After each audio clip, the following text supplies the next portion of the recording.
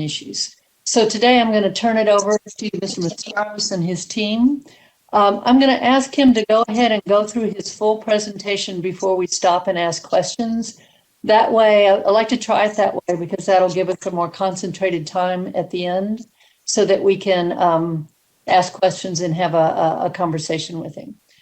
So, Mr. Masaros, we have a hard stop at 4:30.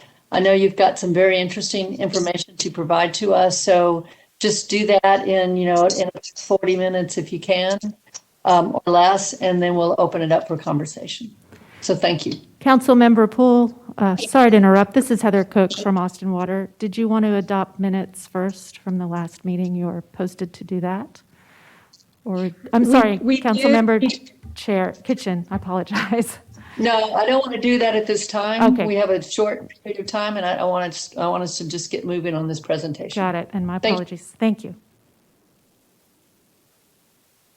Well, thank you, Councilmember.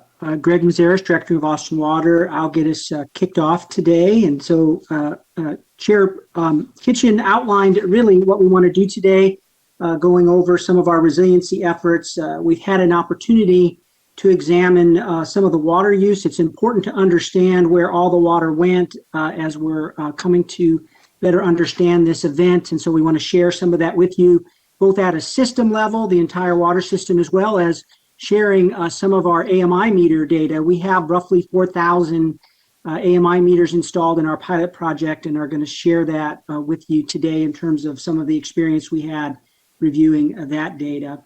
And then on to April, where we'll dive deeper into communication strategies and infrastructure. I will say also, Austin Water is staying involved at the state level. Here last week, I attended a meeting with other large utility water directors across the state where we shared experiences and some lessons learned and are committed to continuing to communicate with each other on different approaches to coming to terms with improved performance during a winter event of this nature. And also with the state of Texas. The TCEQ is the Texas Commission on Environmental Quality is arranging for surveys of water utilities. Their final count, they've indicated over 2,300 water utilities across the state experienced some form of significant disruption due to the winter storm. And they're going to be surveying those groups to kind of learn more and find out best practices and sharing that information. So we'll stay engaged at those levels and share that with you. And with that, I'd like to just keep flowing and turn it over to Assistant Director Joseph Gonzalez, and he'll give you a quick review of where we are with financial relief matters. Thank you, Director Mazaros. Again, my name is Joseph Gonzalez, Austin Water Assistant Director over Financial Services, and I'll be providing a brief overview of Austin Water's financial relief efforts in response to the February winter storm. Next slide, please. Thank you. So our goal from the very beginning was to avoid potentially high bills for our customers as a result of dripping faucets and burst pipes during the storm event. And as a reminder, earlier this month, Council approved an ordinance that provided a temporary residential rate reduction that dropped the volumetric rates for tiers 3 through 5 to 1 cent per 1,000 gallons, and also reduced the tiered fixed fees for tiers 3 through 5 to the tier 2 rate of $3.55. Now, through the use of estimated reads for bill cycles immediately following the storm event, we were able to push almost all high residential consumption resulting from the storm into billing periods beginning March 19th, when the reduced rates took effect, to essentially cap residential bills at 6,000 gallons of consumption, which is equivalent of around $37 for water use. Now, in addition, the ordinance granted Austin Water authority to streamline the bill adjustment process and to provide adjustments to commercial and multifamily accounts impacted by the winter storm event. Next slide, please. So next slide, please. Here we go. Through the first 5 bill cycles that were scheduled to bill since the temporary rates took effect on March 19th, approximately 78 million gallons of consumption occurred in tiers 3 through 5, resulting in approximately $990 $1,000 of rate relief as compared to the amount that would have been billed under our normal rate structure. Now, to put that in perspective, the bill relief numbers to date represent about 25% of our monthly bill cycles.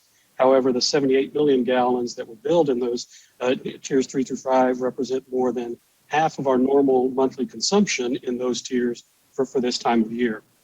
Now, for commercial and multifamily accounts, we're manually reviewing those accounts to identify unusually high consumption and proactively applying bill adjustments to reduce billed consumption down to the normal expected levels of consumption for this time of year. And to date, we've applied almost 256,000 of bill adjustments for commercial customers and approximately $588,000 in bill adjustments for multifamily accounts. Now, on the commercial side, 47 million gallons have been adjusted to date, reduced down to a normal expected level of consumption. And that represents about 7% of our normal monthly commercial consumption, while on the multifamily side, 124 million gallons have been adjusted to date, which represents about 17% of our normal monthly consumption for this time of year. Now, in total, we've provided over 1.8 million in bill relief to date to customers impacted by the winter storm. And looking ahead, we expect the bulk of the financial relief process to be completed by the end of April, but it may take a few additional billing cycles to fully resolve some of the issues that our customers may be experiencing, particularly for those customers, for example, whose reads weren't able to be read or whose meters weren't able to be read during the storm event. Since the March read, the subsequent read, is currently the only data point that we have for those customers, any ongoing issues or leaks might not become fully apparent until we get the next read. So while we're working to identify as many of those issues as we can, we certainly encourage customers with any high bill concerns to reach out to City of Austin Utilities for assistance. And that concludes the bill relief portion of this update, and I'll turn it over to Assistant Director Brian Borja to discuss Austin Water's resiliency efforts.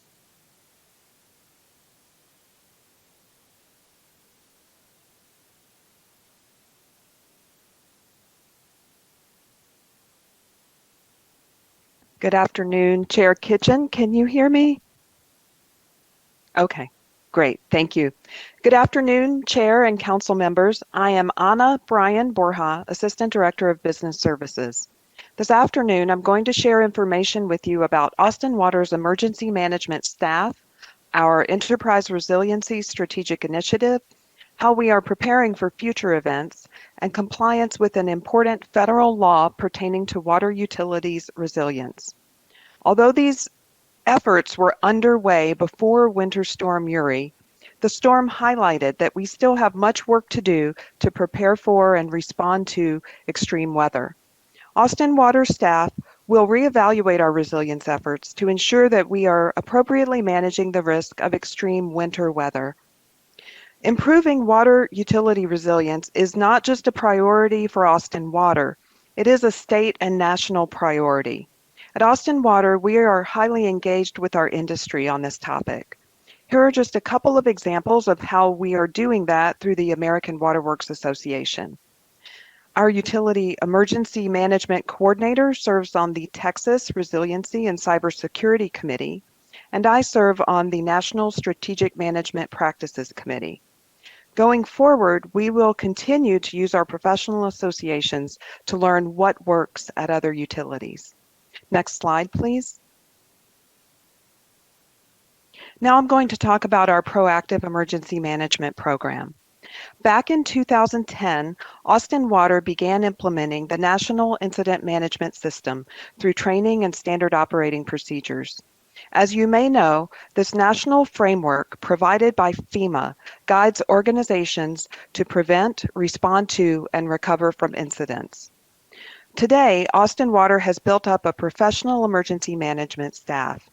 The team now consists of 3 FTEs, and next year it will grow to 5. We have a highly qualified staff who bring a combined nearly 70 years of experience in the following disciplines: public safety, military operations, nursing and public health, fire, rescue, and emergency medical services, and occupational safety and health. The emergency management staff hold degrees, certifications, and state licenses related to these fields. Austin Water also has a dedicated space at our headquarters for our Departmental Operations Center. It's equipped with meeting space and technology that allows the incident management team to gather and respond to emergencies. During COVID, we have transitioned to a virtual Departmental Operations Center while maintaining the structure of our incident management team. Austin Water also has a regular ongoing training program to prepare for emergencies. We train our employees in FEMA's Incident Command System, or ICS, and our emergency management staff are FEMA certified ICS instructors. Austin Water employees have completed ICS courses at beginner, intermediate, and advanced levels. We conduct regular tabletop exercises to prepare for emergencies and to practice the incident command system. Employees have participated in simulations on a variety of scenarios, including wastewater overflow, loss of water reservoir and boil water notice, drug distribution in case of a biological threat, and plane crash on property. We also conduct drills at our facilities, including chemical disaster, fire evacuation, and Longhorn Dam gate operations. Finally, in 2020, we began implementing specialized emergency management software. This software allows us to monitor daily situational awareness, to prepare continuity of operations plans, and to activate the incident management team very rapidly. We are in the initial training and development phase of implementing this new software. Next slide, please. Now, I'd like to discuss how Austin Water considers resilience in our strategic planning. Austin Water uses effective utility management as our planning and improvement framework. Effective utility management, or EUM, is an industry best practices framework developed by the EPA in partnership with the water industry. EUM provides a comprehensive framework related to operations, infrastructure, customer satisfaction, sustainability, and financial performance. As shown in the graphic, the framework consists of 5 management practices and 10 attributes that are necessary for a water utility to be effectively managed. Austin Water launched our EUM initiative in 2016. We have leveraged it to pursue improvements in affordability, customer satisfaction, infrastructure maintenance, risk-based capital planning, and employee development. Just today, the EPA has published a case study on Austin Water's effective utility management initiative. I can spend more time discussing this framework if you have questions, but for our purposes today, I would like to highlight the enterprise resiliency attribute. Enterprise resiliency means that the utility staff work to anticipate, respond to, and avoid problems. The utility effectively manages a full range of business risks consistent with industry trends, and the utility plans for business continuity. Next slide, please. In early 2020, Austin Water's executive team recognized the need to strengthen resilience. We already had several efforts underway, including emergency management activities, our Water Forward 100-year water resources plan, and wildfire mitigation on our wildlands. We wanted to go further by selecting the enterprise resiliency attribute as a focus of effective utility management. In early 2020, we elevated enterprise resiliency to a strategic initiative and committed to a comprehensive effort to improve resiliency over 3 years. We assembled a cross-functional team with representatives from emergency management, information technology, climate protection, wildlands, auditing, and security, to name a few. The team established a comprehensive 3-year plan with these goals: to ensure preparedness and response to incidents is effective, practiced, and reviewed, to ensure operational resiliency through normal and emergent conditions, and to ensure resiliency by identifying and addressing natural hazards. To maintain focus and momentum, the Enterprise Resiliency Team Leader participates in weekly huddles to report progress and monthly briefings to our executive team. We expect that this strategic initiative will result in improvements in the months and years ahead, and we will continue to report back to the Austin Water Oversight Committee on those outcomes. Next slide, please. Now I'd like to speak to one way that we are preparing for future emergencies. During both the Colorado River flood of 2018 and Winter Storm Uri in 2021, Austin Water supported the distribution of bottled water to the community, which was led by our partners in the city's Homeland Security and Emergency Management Department. One of the lessons learned from these events is that we need to have a portfolio of options to provide water to the community during times of emergency. Bottled water is one part of the portfolio, but it is not the only solution. In the aftermath of Winter Storm Uri, Austin Water purchased 60 bulk water totes, which are portable 275-gallon water tanks, and contracted with water trucks to provide bulk water distribution. These resources were deployed to locations across the city as our community was recovering from the storm.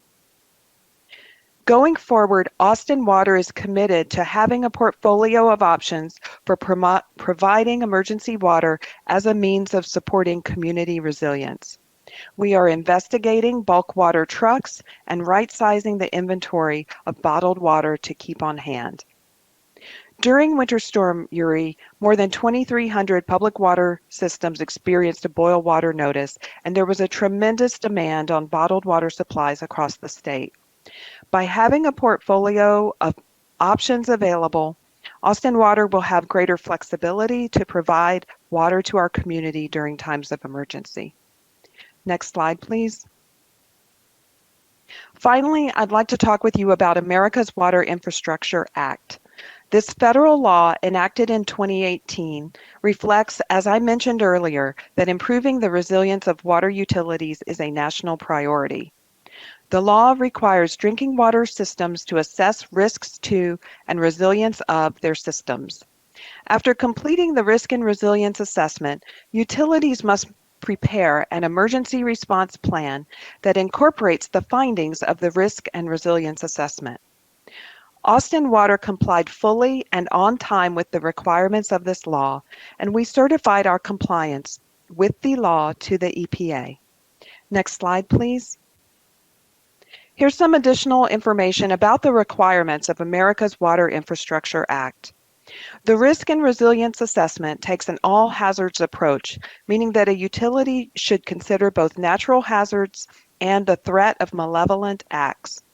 The utility should assess the resilience of its infrastructure, including not only the pipes and plants, but also the electronic systems. The utility should assess its practices related to monitoring the system, chemical handling, and operations and maintenance. The emergency response plan includes strategies to improve resilience, both physical security and cybersecurity, response procedures, actions to lessen the impact of hazards, and actions to detect threats.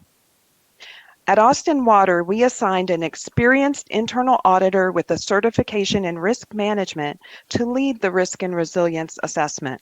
And the emergency response plan was prepared by our emergency management coordinator. Our assessment also included a review of the city's climate resilience action plan for city assets and operations. In preparing the risk and resilience assessment and the emergency response plan, we identified the highest risk threats based on past experience in emergency incidents. Those threats included inclement weather in general, flood, drought, and extreme heat. And those threats have not historically included extreme winter weather. However, moving forward, Austin Water will adjust our responses to meet the threats that are evolving, and our risk assessment will include extreme winter weather going forward. Next slide, please. In the future, Austin Water will exceed the requirements of America's Water Infrastructure Act with what we are calling AWIA 2.0. The law requires recertification for the drinking water system every 5 years. However, Austin Water will repeat this process every 2 years for the water system. In addition, this law does not apply to wastewater systems. However, Austin Water will conduct a risk and resilience assessment of the wastewater system as part of AWIA 2.0. We launched this assessment in early 2021. It is being led by an experienced internal auditor with certifications in auditing, risk management, and information security. Again, we will repeat that wastewater assessment every 2 years. Through AWIA 2.0, we are implementing annual standardized risk assessments and developing corresponding response plans.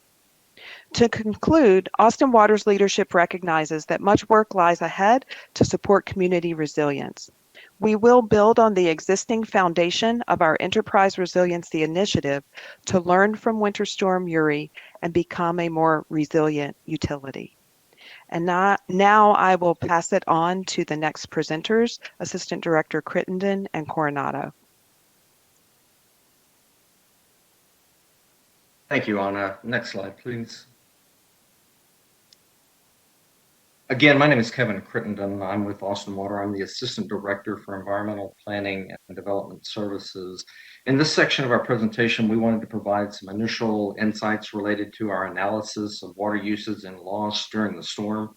I'll start the presentation by providing some information related to the events of the storm, and then provide some preliminary analysis of how we believe that water was used and lost through our experience in the system. And then I will ask Assistant Director of Operations Coronado to come and provide some additional insights that we've been able to gain regarding the customer side impacts based on the preliminary information that we've received from our MyATX or our AMI pilot project data. Next slide, please. You may recall the slide from our initial report on Winter Storm Uri and its impact on our water system. Basically, this graph depicts 3 key responses or key system characteristics of our system. The green line, which shows water pumped from our water treatment plants throughout the event. The blue line, which shows water usage in our system, which includes all uses and losses. And then the red line, which shows water storage volumes in our potable water reservoirs. Overall, this graphic shows how the water system responded throughout the event, beginning in the days preceding the winter storm on February 10th, which shows the more typical system responses and behavior, through the critical period beginning in the early morning hours of February 16th. And then we began seeing out-of-range water demands, shortened system recovery periods, and noticeable reductions in water storage volumes. And then continuing through the recovery period, starting in the beginning morning hours of February 18th, and then our final recovery where we were able to lift the boil water notice on February the 23rd when our system was stabilized. Overall, the winter storm impacted our community for approximately 12 to 14 days, with certain elements of our community experiencing even longer outcomes related to private side plumbing disruptions. From between approximately February the 12th to February the 20th, the entire area saw continued below freezing weather. We've highlighted what we've called the critical period in blue in this particular slide, which is really where we began to see the system behaving outside of normal ranges due to a number of factors. Some of these factors included increased customer demand, which were likely due to customer dripping faucets and other winter storm precautionary measures like storing water on site, to private plumbing breaks and leaks, and then public water system breaks and leaks. The combination of these demands on the system resulted in significant loss of stored water volumes in our potable water storage reservoirs, which in turn resulted in much of our system being depressurized or depleted of water storage volume, which ultimately resulted in widespread loss of system service throughout our system. Next slide, please. In the weeks since the storm, we've worked on analyzing a variety of data sets to try to provide more information about the individual components of uses and losses throughout our system. This particular slide tries to characterize those different losses and uses by category in our system. And I apologize in advance, it's a little bit dense slide, but I'll try to walk you through it briefly. Generally speaking, this particular slide is similar to the prior slide that I showed. I would note that in the dark blue bars that are generally along the bottom, those are bars that reflect what I would describe as the base customer use or demand. That information has been gleaned from a number of individual data sources, including our historical records, our preliminary manual meter reading information, and it's been enhanced with information from evaluation, as I said earlier, of our pilot AMI data.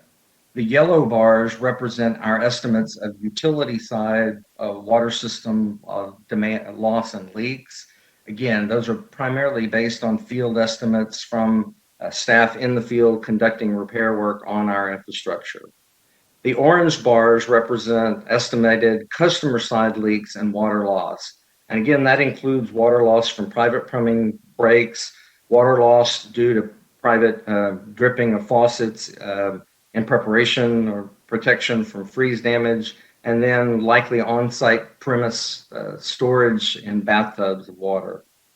This data was estimated based on a review of a number of historical data sources. And again, we applied our information from our AMI system to try to enhance this. The green bars represent storage, water being stored, pumped into our water storage reservoirs from our water treatment plants. And the light blue bars represent water that is being pumped into elements of our pipeline distribution network that had been dewatered during the system outage. Generally from this information, what you'll see is the dark blue bars at the bottom, generally in the early parts of the storm, staying at kind of normal demand levels and then dropping as the storm progressed and water system pressure began to drop and storage volumes began to fall. As the system began to stabilize around the 18th, you can see that water storage began to increase and we were able to restore service, and it started to pick up on individual demands. A couple of observations about this. In the very early days, a couple of days into freezing, we began to experience increased usage, again, likely due to public side leaks, and you can see those shown in the orange around, say, the 15th. And you can also see the yellow bar on top of that showing public side leaks. As the event progressed, you can see that those orange and yellow bars began to grow to a maximum on the 17th, where we predicted we had sort of the largest impact of water loss from public side loss and private side loss. As the system depressurized onto the 18th timeframe, you can see that folks began to repair leaks. We began to get a better hold on public side losses, and we were able to begin refilling reservoirs starting on or about the 18th. And that phenomenon continued through the remainder of the recovery period. We were able to continue to fix leaks. People obviously stopped dripping faucets. And so we continued through the period and were able to provide water into the water storage reservoirs, as well as being able to provide water into the dewatered portions of the distribution system. And of course, that kind of concluded in the 22nd through the 26th period, where we returned to more normal operations. Ultimately, all of this data has really been enhanced by just the small set of pilot AMI data that we've been able to access through our ongoing AMI pilot. That provides us enormous amount of information from a individual customer meter perspective. And we're very excited about the information that will provide us in the future, not only from a post-event situation, but really in a real-time system operations context. And so with that, I'll invite Rick up to kind of talk through some of the details on what we've been able to glean from this very small example of how we might use AMI data now and in the future. Good afternoon, council members, Chair Kitchen, Rick Coronado, Assistant Director for Operations. Let's see here. So I'm going to continue on with this graphic and just kind of highlight some of the areas that you've already been discussing, in particular the customer side, the orange bars. This kind of represents the initial demand on the system that we saw in the early days of the 15th through the 17th, where it peaked out. Also, some of the discussions will be a little bit about the utility side leaks that we experienced that was subsequent of the 17th, where we started to see more of the main leaks or the main breaks surface by the 18th. Next slide, please. So we've mentioned MyATX Water pilot. That consists of about 3,700 customers that are currently in the different neighborhoods, River Place, Glen Lake, Long Canyon, Mueller, and Windsor Park. So we'll kind of highlight a little bit of what we saw in the insights of the data and the data analytics that we're starting to explore on a routine basis. Next slide, please. This graphic is a little detailed, but I'm going to explain to you what this graphic represents. The number of AMI customers or MyATX Water Portal customers is about 3,700 customers. We have about, in this representation, we have anywhere from 0 to 1,200 customers that may have experienced during the events some level of what we call continuous usage. In continuous usage, the system that we use is the Smart Water software, but it's called MyATX Water Portal that has some analytics. And so continuous usage is defined as water over 3 gallons per hour that is experienced for an extension of 36 hours. These are all customizable systems or triggers, but that's what this data represents is in excess of 3 gallons per hour. The system now collects data every hour for a duration of 36 hours. Burst leak is another defined trigger, and burst leak is defined as in excess of 120 gallons per hour for a duration of 8 hours. And so we'll give some examples on how some of the customers may have experienced some of this, these either continuous usage or burst leaks. And finally, the cumulative leaks, which really is a reference of both continuous usage and bursts represented in the bar chart.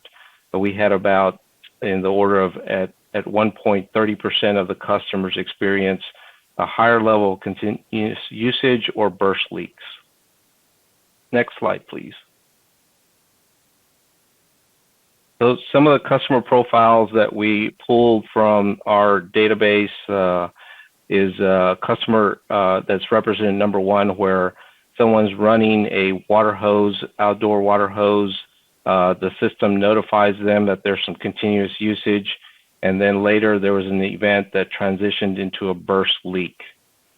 The second customer example that you'll see is a burst leak due to a frozen irrigation line. And so those are things that we'll continuously monitor, analyze the information from our MyATX Water Portal, and also continue to communicate with customers on some of these types of events. Next slide, please. So this graphic just represents a normal use pattern. It's not unusual to have hourly peaks and valleys in some of the data sets, as well as no water usage during some of the hourly reads. This would be considered normal usage. There's no continuous usage that would trigger a flag, and there's no excess usage that would also flag a burst, defined on the previous slides. Next slide, please. So going back to example number 1, the system identified a continuous usage alert sometime probably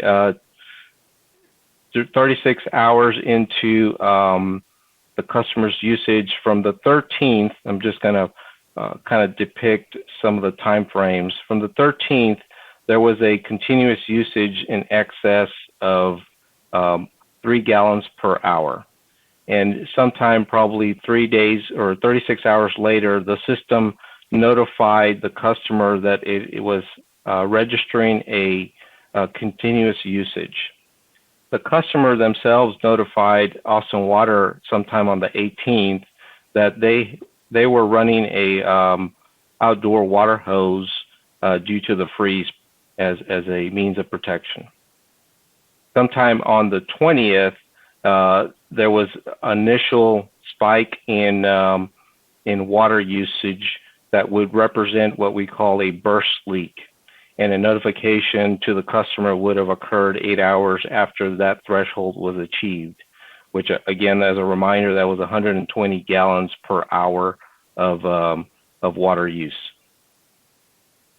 Next slide, please. This represents another customer profile that in which we had continuous usage in excess of 120 gallons per hour. This was identified with customer communication that this was a bursted irrigation line. And so as you can see, the gallons per hour was in excess of 1,000 to 1,200 gallons per hour. That lasted for several hours before it was rectified in the subsequent day. So this is insights into 2 of the customer profiles that was typical through the data set of roughly about 3,700 customers that are currently on AMI or MyATX Water system. Next slide, please. In addition to that information that we just kind of went over with the AMI information, we are still exploring some of the information that's on the public side. Obviously, some of the public side information is estimates on flow or water loss. In the last presentation that I shared with you, that we saw an excess of probably 150 main breaks. The last count we have is about 166 main breaks, with a good portion of that, 80% of that, is defined as main breaks that were cast iron piping. We also have about that same amount of water service lines. Typical breaks between mains and water service lines is that we usually see water service line breaks greater than water main breaks. In this event, they did not increase as much as the water main breaks, although they take a little longer to surface sometimes, and so as we continue to analyze that information, we'll probably see in excess of 100 of those water service lines in our work order system. Some of the information that we'll also share in the next update includes some of the communications. Typical work order or service request demands come through our dispatching office and phone number. We had to stand up some of that online management of that data through an online form. And so as we continued to collect that information, we were refining what our actual water main breaks and service line breaks surfaced as. Again, the initial water main break analysis right now consists of over 150 to 160 water main breaks, of which 80% of that still is consistent with cast iron main breaks, and we'll continue to map those against previous breaks that have occurred throughout the city, and adjust our Renew Austin program, in which we'll give more updates on the infrastructure report out in the next meeting. I also wanted to add a couple of other side notes, is that in addition to not only water service mains and service line mains, which is the line from the main to the meter, is that we also had to address over 1,500 emergency water shutoffs. So that's, dispatching crews to go out and shut off the meters and the cutoff meters there at the private side, at the public side of the meter, in order for customers to address any private side leaks. With that, I'll entertain any questions.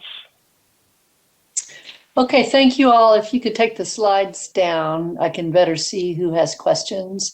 So let me just say thank you all for this this information.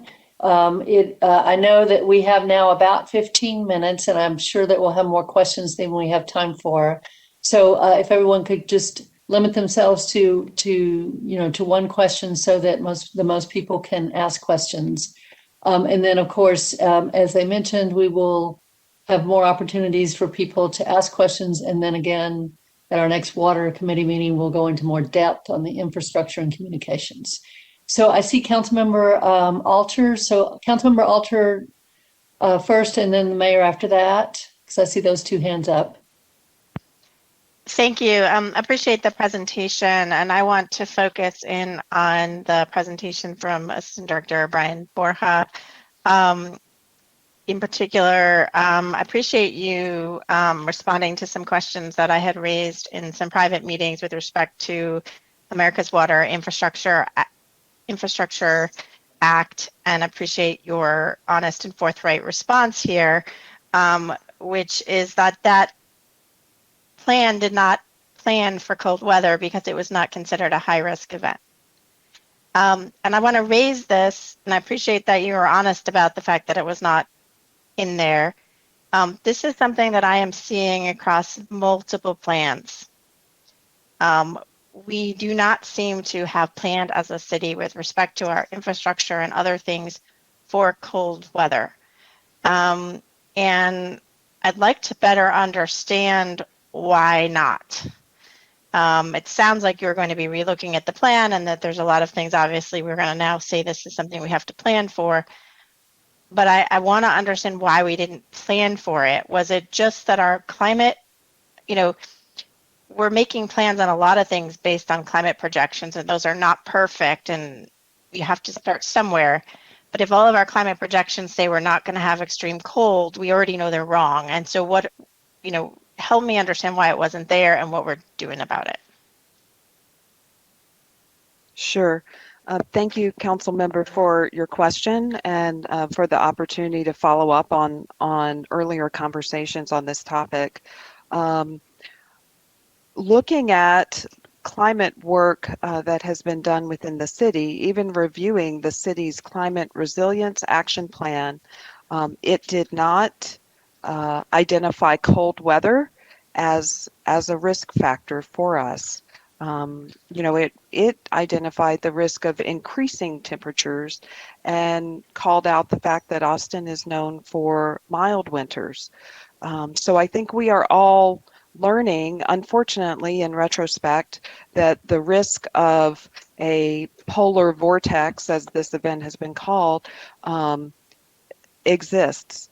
When we do risk planning, we also look at, we look at the whole spectrum of risks. That's why we call it an all hazards approach. But the items that are selected for specific corrective action are those items that have a very high likelihood of coming to fruition. So there are many risks that one could envision that would face the utility. But the ones that we would select for specific planning, for specific investments in infrastructure, for specific training opportunities, are the ones that would be rated high risk. And unfortunately, in this event, we did not have information to indicate that extreme winter weather was a risk for us. We have weathered other winter storms in the past, and they have not had a significant impact on our infrastructure. So while unfortunately in retrospect now we have the benefit of hindsight, and we will correct that going forward, that was not one of the high risks that we evaluated during our risk assessment. Thank you. I want to Thank you. just underscore that, you're absolutely right that if you go back and you look at our climate resilience plan, it doesn't highlight cold weather. And so, one step here is understanding why it wasn't in there and then figuring out what else we have to do. And for colleagues, I'm working on trying to figure out the next step for climate resilient infrastructure. And that's one of the observations that I think is really important in there. If it was not a risk, was there what kind of planning did you do for cold weather? We do have regular operational procedures for cold weather. So I don't want to leave you with the impression that we are completely unprepared for cold weather. But in terms of a risk assessment for preparing for emergencies, it did not rise to that level. I'd like to ask Assistant Director Rick Coronado to talk about some of the, day-to-day operational activities that prepare us for winter weather. And I just want to clarify, I didn't mean to suggest for day to day. I'm particularly interested in that infrastructure piece. Yes, and please remember that we have limited time and we want people to have opportunities to ask questions. So some of this we may have to take offline. I think this is a very important question, Councilmember Alter, so I appreciate you raising it. Let's just try to limit the response and take some of it offline or go into more detail at our next meeting. So if is that all right if we move on, Councilmember Alter? Did you get enough of your question answered? I can go offline if necessary. Okay. It's a very important question, and I appreciate you letting us know that you're looking into that, Councilmember Alter, because I think that's really key. So, Mayor, I think you had a question, or is there anyone else that had a question also after the mayor? Go ahead. Let me go ahead and ask one that I think would be pretty quick, that I think is responsive to questions that we're hearing from constituents. With respect to the water demand that we had in this event and how it peaked, and you had a slide here in this last presentation that spoke to that. There were some questions that were being asked in the community about how much the instruction to drip faucets contributed to the eventual challenge, because we told people to drip faucets and then we came back later and said, now stop dripping faucets because the risk is greater. When I look at the numbers that you presented, it almost looks as if dripping faucets didn't really contribute to much demand in that early period of time, in those first 6 days, as compared to the pipes bursting thereafter. And I just want to hear you talk just for a second with respect to that decision to tell people to drip their faucets. Did that contribute to the load that we had and the eventual problem? So again, this is Kevin. Okay, go ahead. Okay, that's fine. Kevin Crittenden, Austin Water.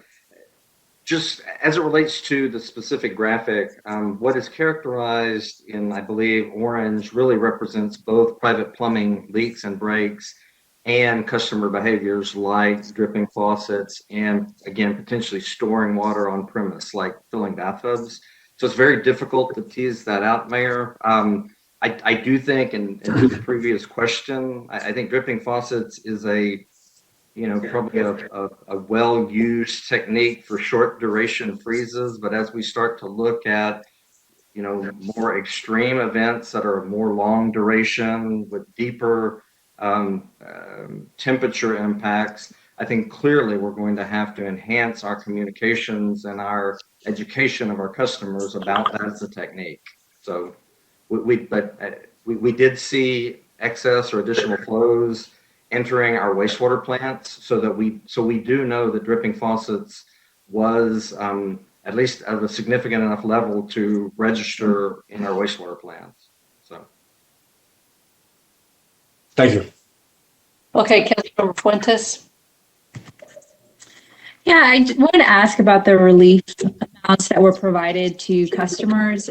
I just wanted to make sure that I'm following here. So it seemed that for the relief dollars that were provided for multifamily accounts, that it was about 17% of your average rate cycle. Is that right? And then on along the lines of that, and it 25% for residential. And so I just wanted to learn a little bit about the differentiation between multifamily units versus residential customers. Is it because the average, there's a more residential customers than multifamily? And should we be giving, equitable attention to customers that live in multifamily units when it comes to relief amounts that we provide?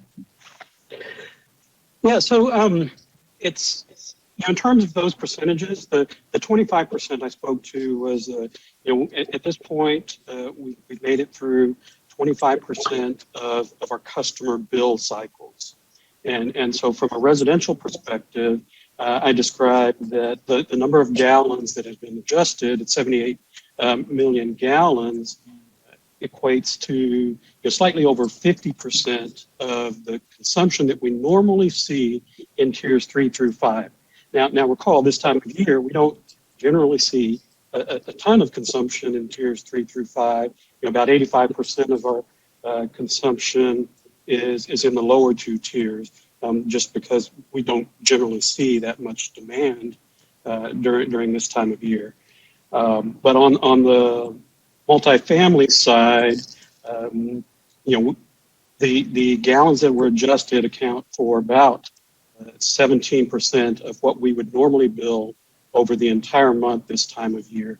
And I think that as we continue to go through the additional bill cycles, I think that will come down. In other words, I think there were a couple of outliers, a couple of large leaks and large impacts that are reflected in that number that likely won't be indicative of the full bill cycle when we make it through all of the bill cycle. So it's a little bit early to I think it's trying to extrapolate some of those numbers.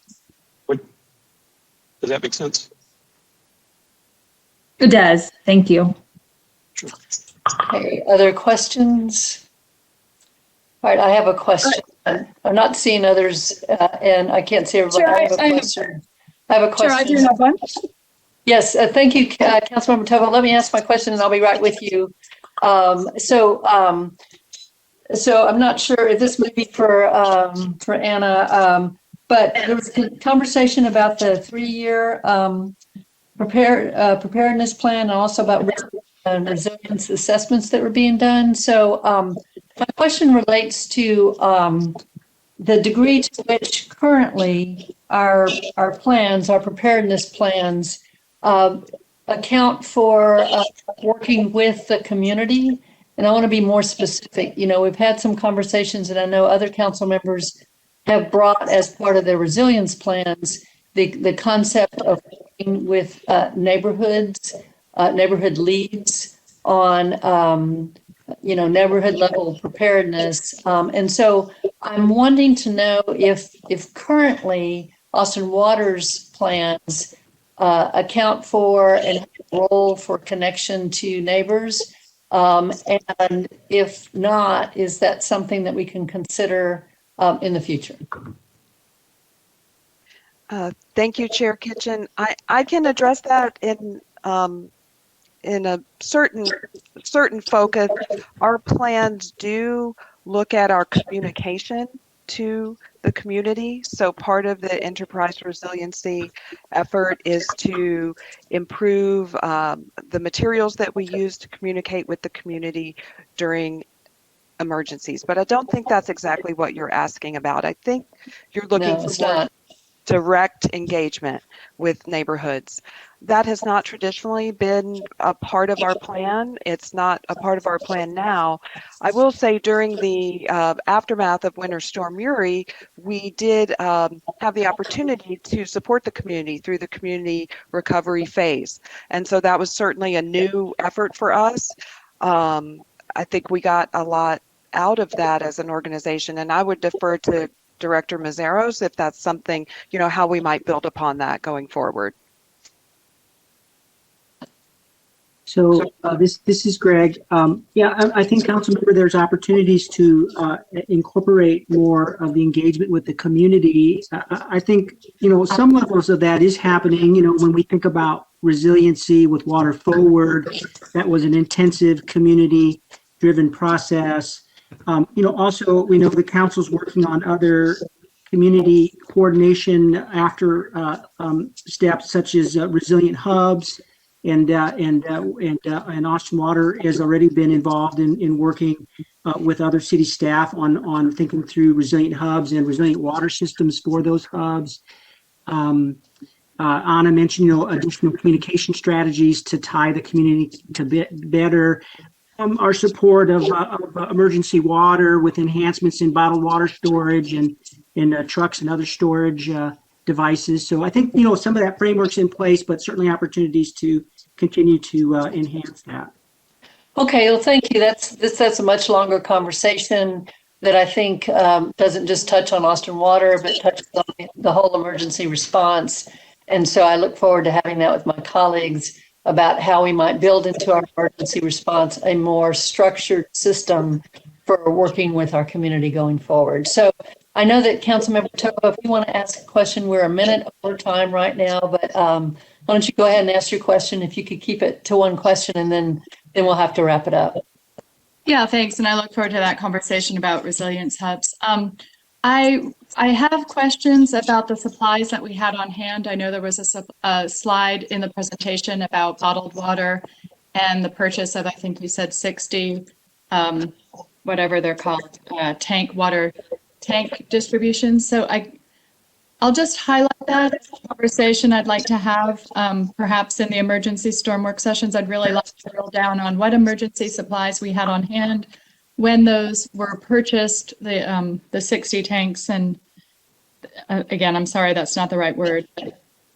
What some of the considerations are for how much quantity of those supplies we have on hand. What were the learnings that came out of the flood and the bottled water situation? Again, how much was on hand, how much was ordered and when, and how we consider moving forward in that direction in terms of supply storage. Okay, thank you very much for flagging that. So I'm going to go ahead and call our meeting to a close.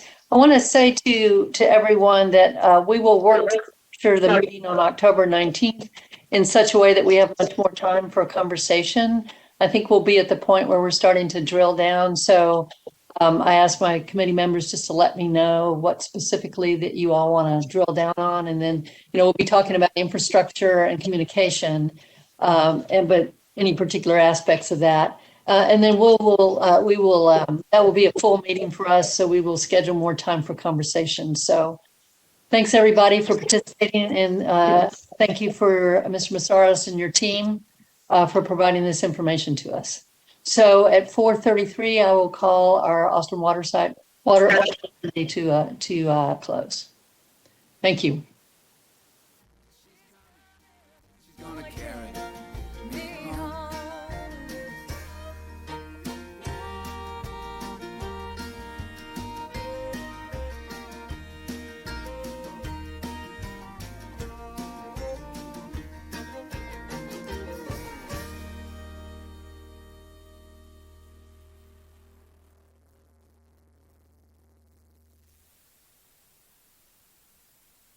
It's very clear our love is here to stay, not for